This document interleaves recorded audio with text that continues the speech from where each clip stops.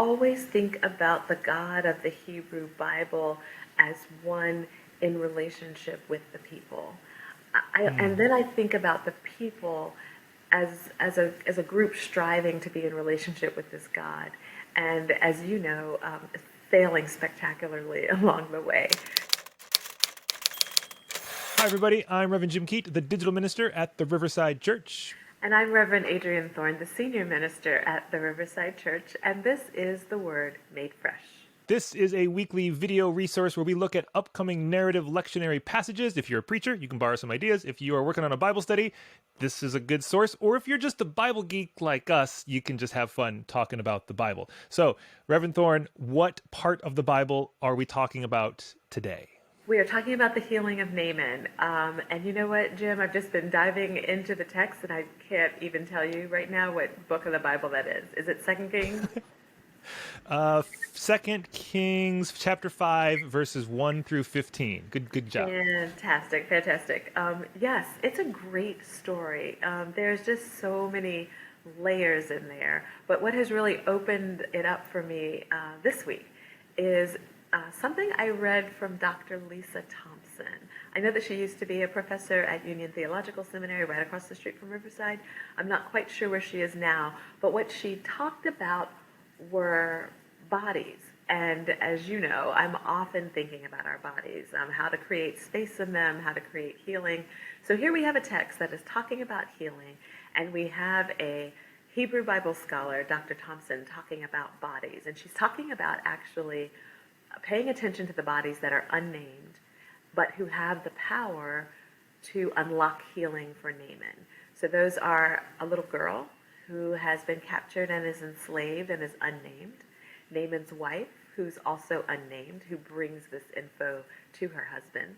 And then there are enslaved people who travel with Naaman when he goes to visit the prophet, who sort of check him when he, the text literally says, is in a rage because Elisha has not come out to meet his body. You know, his body expects certain things as the commander of the army, as someone who shows up with chariots. You know, he really puts on a show. It is sort of a, it's quite a spectacle.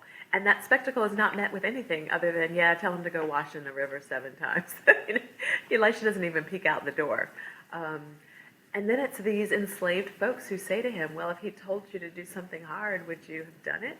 So it's interesting that it's marginalized bodies that unlock Naaman's healing, and that he doesn't get, his body does not get the treatment that I think his body is, he feels his body is entitled to.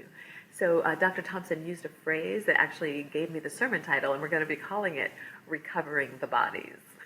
That is such, a needed spotlight for a story like this, which, you've been doing weekly, it seems now. But, this is a story where it's Naaman and Elisha. They're the characters, right? Yet it seems that all the people who are really causing the inciting incidents or shifting the action are these unnamed characters who live on the edges of the margins, but they're the ones who are actually driving this narrative forward, not the main character, so to speak, which is already an interesting kind of reversal of expectations.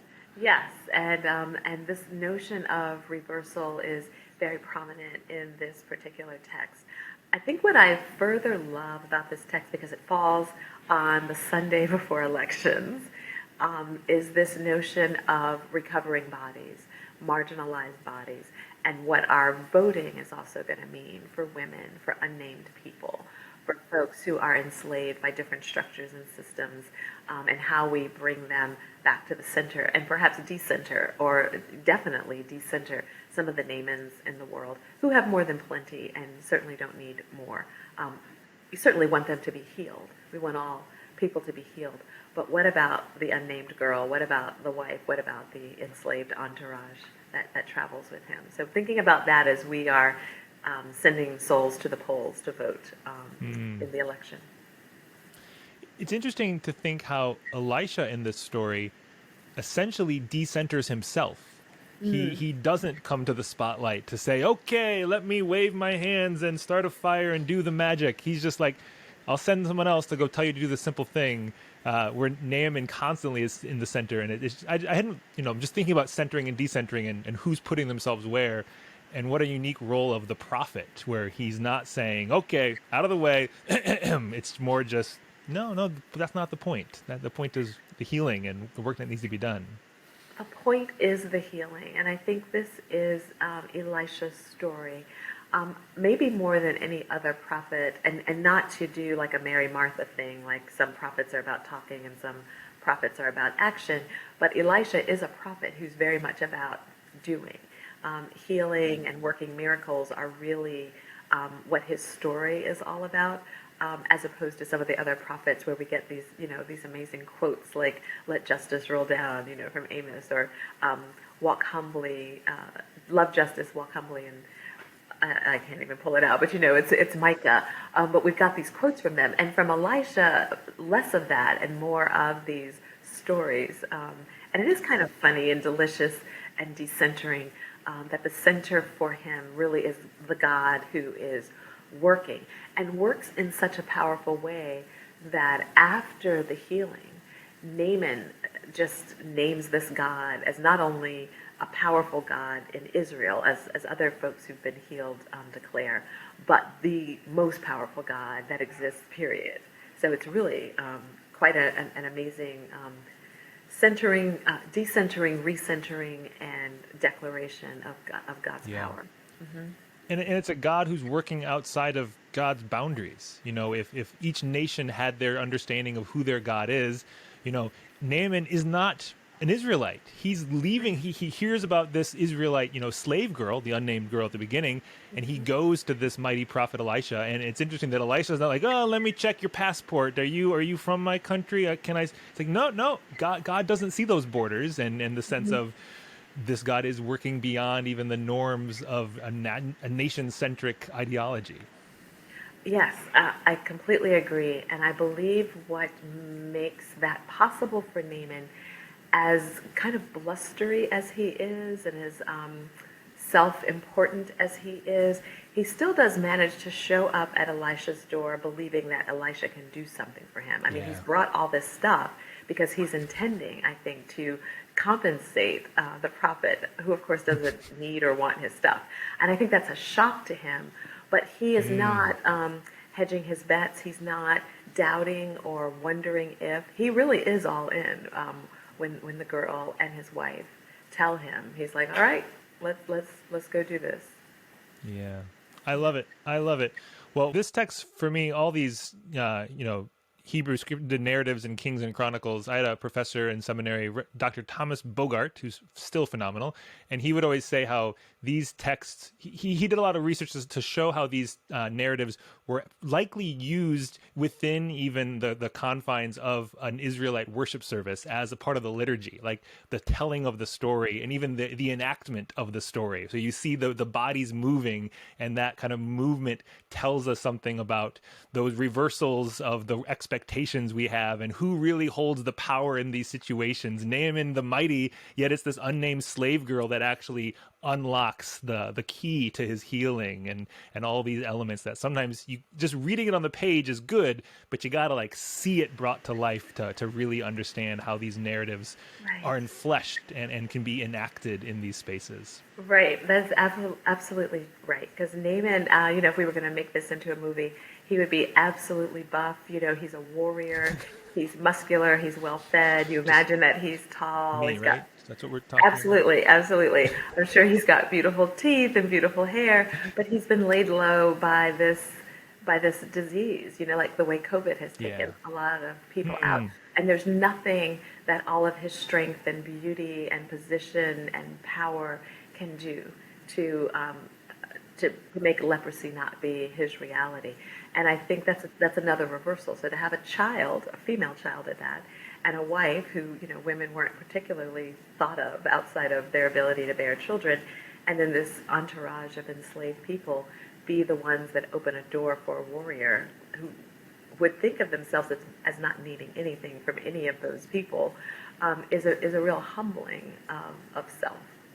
So yeah, it is great to think visually and cinematically about what the story, how we would tell the story. So we've come a little ways. We've had, David and Bathsheba, that little moment. Solomon, and is he wise, or was that some sort of, interesting wicked choice of cutting babies in half? Now here we are with Naaman and Elisha.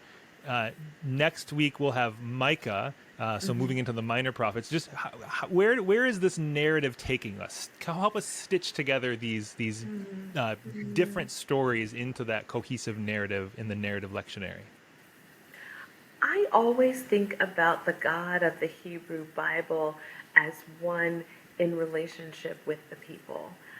And then I think about the people as a group striving to be in relationship with this God. And as you know, failing spectacularly along the way. So, God is the constant, in the Hebrew Bible. And the people are just kind of um, the up and down, sideways, can't quite figure it out, can't quite trust it, can't quite get it together. And God spectacularly, continuously, consistently is forgiving and grace filled and doing whatever it takes to maintain the relationship. So I think all these stories are pointing us in that direction. The prophets are saying, remember the covenant, remember the God who loves you, remember the God who brought you out of Egypt, who gave you the privilege of being able to rest on a Sabbath and honor your parents and to have what you need in abundance.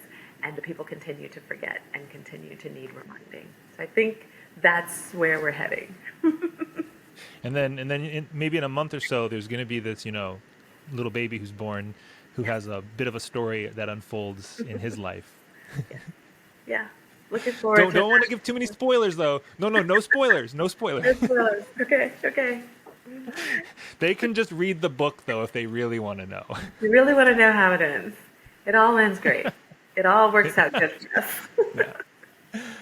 Oh, well, I'm looking forward to the sermon you're working on. I think it's going to be another fantastic space for all of us just to sit with a story like this and find ourselves in this story and the way it continues to come to life in the world around us. So, for all of you watching, if you have questions about this, drop a comment below. If you have ideas, we'd love to hear them. And join us for worship on Sunday, November 6th, is when you're going to be preaching this sermon.